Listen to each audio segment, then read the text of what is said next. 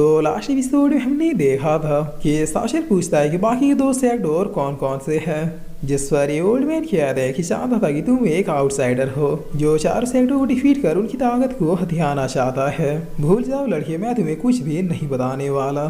तब साशन इसके माथे पर अपनी उंगली रखते हुए कह रहा है कि अगर तुम ऐसे नहीं बताओगे तो फिर मुझे दूसरा रास्ता अपनाना होगा, और दूसरा रास्ता काफी ज्यादा पेनफुल है।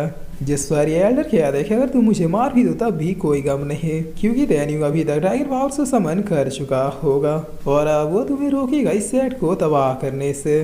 तब शासन कह रहा है कि अगर दैनिक इस सेट का सक्सेसर बन के रहना चाहता है तो फिर मुझे कोई प्रॉब्लम नहीं होगी, बस ये बात मुझे उसके मुंह से सुनना है और फिर मैं यहाँ से चला जाऊंगा। जिस पर ये एल्डर कह रहा है तुम्हारी मीठी मीठी बातों में मैं नहीं आने वाला, चाहे तुम मुझे मार ही दो लेकिन मेरे मरते तुम उसे कभी भी नहीं ढूंढ पाओगे। तब इधर ब्लैकी अब साशन को आवाज देते हुए कह रहा है चलो साशन, तेनियों का पता चल गया, मेरे पीछे आओ, मैंने उसे और अभी फील किया। जिस पर ये एल्डर बहुत ही शौक होते हुए कह रहे क्या ये लेजेंडरी वुल्फ तुम्हारे साथ है। तब साशन इसका गला दबोच के अंदर ले जाते हुए कह रहा है चलो आज मैंने तुमसे काफी ज्यादा बातें कर ली, अब आगे कार्रवाई मैं अपने डिसाइबल को देखने के बाद ही करूंगा। जिस पर इधर अब ये बंदर कह रहा है बाबू सीनियर वुल्फ ने तो हमें ढूंढ लिया, आखिर उसे तेनियों को और फील हुआ कैसे। तब बाबू रेडी होते हुए कह रहा है तैयार हो जाओ, इस बार हम उन्हें नहीं छोड़ेंगे। लेकिन इसके इतना कहते पीछे से एक टोर्नेडो आता है जो इन दोनों को अपने साथ उड़ा के पीछे ले जाके पटक देता है। जिस पर बाबू भी काफी शौक होते हुए कह रहा है क्या उसने हमारे एल्डर को भी हरा दिया। तब शासन कह रहा है ब्लैकी कहाँ है तेनियोंग। जिस पर ब्लैकी कह रहा है उस ड्रैगन टावर के अंदर, लेकिन कोई अजीब सी शक्ति है जो उसे हमारे पावर से छिपा रहा है। तब साशन इस ओल्ड मैन से कह रहा है कि आवाज दो और मेरे डिसाइबल को बाहर निकलने के लिए कहो, अगर वो 3 सेकंड के अंदर बाहर नहीं आया तो फिर मैं तुम्हारी दोनों आंखें निकाल के अपने ब्लैकी को खिला दूंगा। जिस पर ये एल्डर कह रहा है कि वो बाहर नहीं आ सकता, वो तब तक बाहर नहीं आ सकता जब तक हमारे ड्रैगन की पावर को कम्प्लीटली समन ना कर ले। तब साशन से जमीन में पटकते हुए कह रहा है बस बहुत हो गया, अब मेरा दिमाग खराब हो रहा है, तुम 2 कौड़ी के बास्टर्ड्स को अब मैं जिंदा नहीं छोड़ने वाला। और इतना कह साशन इस ओल्ड मैन को मारने के लिए बढ़ने लगता है, लेकिन तभी तेनियों चिल्लाते हुए कह रहा है कि मास्टर रुक जाइए, मैं बिल्कुल ठीक हूँ। जिस पर इतना कह तेनियों इस ड्रैगन टावर को तोड़ते हुए अपने नए ड्रैगन पावर के साथ बाहर आ जाता है। तेनियों को देखते हुए शासन कह रहा है कि वो तो ये है लेजेंडरी ड्रैगन की पावर्स। जिस पर ये दोनों भी काफी ज्यादा खुश होते हुए कह रहे कि यस उसने फाइनली हमारे लेजेंडरी ड्रैगन की पावर से समन कर ही लिया। तेनियों अब शासन के पास आके ग्रीट करते हुए कह रहा है सॉरी मास्टर, आपको बिना बताए मुझे यहाँ नहीं आना चाहिए था, मैंने गलती की है और आप मुझे जो पनिशमेंट देंगे मुझे मंजूर है। जिस पर शासन अपलक झपक दे तेनियों के पास पहुंचे इसे नब्स को चेक करते हुए कह रहा है कि तुम ठीक हो या नहीं ये मैं चेक करूंगा। तेनियों अपने मन में कह रहा है कि मास्टर की पावर दिन प्रतिदिन बढ़ते ही जा रही है, मैंने किलो डेम्बल के ड्रैगन के पावर को भी समन कर लिया है, इसके बावजूद भी मुझे ऐसा लग रहा है कि जैसे मैं मास्टर की पावर के सामने 1% भी नहीं हूँ। जिस पर बाबू दूर से ही देखते हुए कह रहा है कि आखिर बात क्या है, तेनियों भी अपने मास्टर को कैसे पहचान पा रहा है, जबकि मैंने तो इल्यूशनरी गैस उसके कमरे में भर भर के रिलीज किया था। तब इतना सुनते ही साशन अपने ग्रेविटी प्रेशर में इन दोनों को डालते हुए कह रहा है कि क्या कहा, तुम लोगों ने मेरे डिसाइबल के माइंड को ब्रेन वॉश करने की कोशिश की, आखिर तुम लोगों की हिम्मत कैसे हुई ऐसा सोचने की। जिस पर तेनियों बीच में आते हुए कह रहा है कि मास्टर रुक जाइए, इन लोगों की अपनी मजबूरियां थी जिसकी वजह से इन्होंने ये सब किया, लेकिन मेरे बॉडी में आपकी दी हुई बॉडी टेम्परिंग मंत्रा की शक्तियां थी जिसकी वजह से इनका ब्रेन वॉश सक्सेसफुल नहीं हुआ और अभी मुझे सब कुछ याद है। इतना ही नहीं, उस लेजेंडरी ड्रैगन के पावर से समन करते ही मुझे सब कुछ पता चल गया कि ये लोग इतना अर्जेंटली एक उत्तराधिकारी क्यों ढूंढ रहे थे। तब शासन अपने मन में कह रहा है तेनियों मेरे तीनों बच्चों में सबसे ज्यादा मैच्योर है, लगता है ड्रैगन की पावर को इसने जानबूझकर और वैलिड रीजन के साथ ही समन किया है। जिस वह इन्हीं बातों को सोचकर शासन पूछता है कि बताओ फिर इनकी क्या ऐसी मजबूरी थी जो तुम्हें इस तरह से किडनैप करके ड्रैगन के पावर्स को दिला रहे थे, आखिर क्या ऐसा होने वाला है जिससे ये लोग इतना ज्यादा डर रहे हैं। तेनियों कह रहा है कि मेरे माइंड कॉन्शियसनेस में एंटर कीजिए, आपको सब कुछ पता चल जाएगा।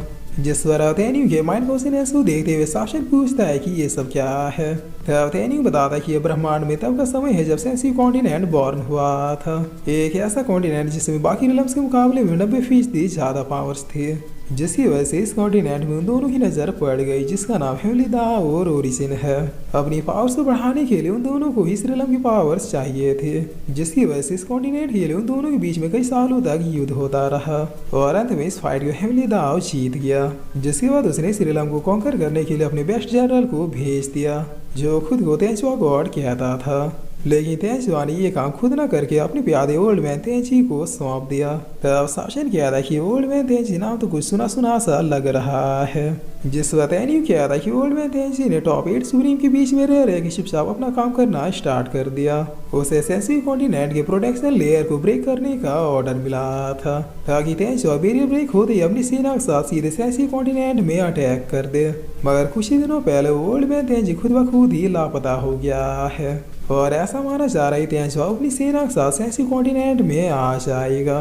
बस इसी चीज को यहाँ के कुछ पावरफुल लोगों ने भी भांप लिया है, जिनमें से इनके लॉर्ड है और उसी लॉर्ड ने इस मैजिक लैंड को क्रिएट किया था जिसके अंदर 4 मिथिकल सेक्ट है, जिसमें हर सेक्ट में एक लेजेंडरी बीस्ट की पावर्स है। जैसे छोटी बहना साविन जिस सेक्ट में रुकी है वहाँ अंकल ब्लैकी जैसा दिखने वाला एक लेजेंडरी वुल्फ का पावर था और यहाँ भी एक ग्रेट हंटर ड्रैगन का। यानी सिंपल भाषा में समझा जाए तो फिर हेमली दावर उसे चरलों से ही बचने के लिए ये सारा सेक्ट क्रिएट किया गया है। तब शासन कह रहा है कि वो तो अब बातें समझ में आ रही है। सेंसी कॉन्टिनेंट बहुत ही बड़ा है और इसमें शक्तियाँ भी भरमार है। हेमली दाव को ये शक्तियाँ चाहिए ताकि वो हमेशा के लिए भगवान बना रहे। जिस वक्त एनियो कह रही मास्टर अब तो आपको पता चल ही गया कि ये लोग सिर्फ अपने कॉन्टिनेंट को बचाना चाहते हैं, तो इसीलिए क्या अब आप इन्हें माफ कर सकते हैं?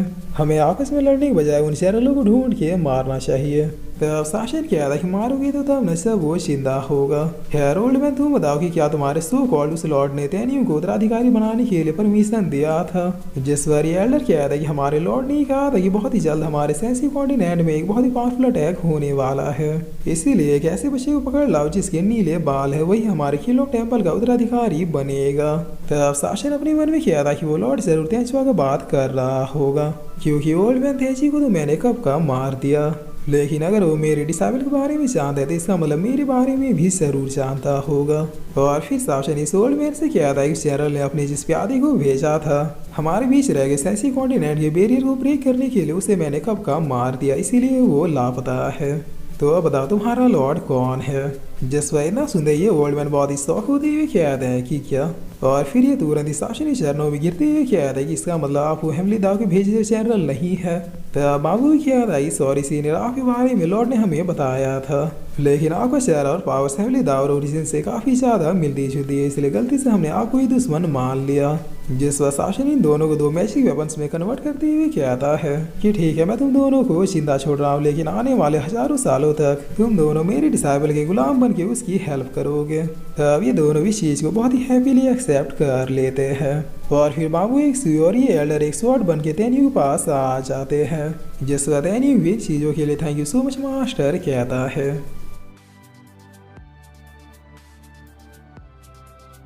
और फिर इसी के साथ ही एपिसोड यहीं पे खत्म होता है।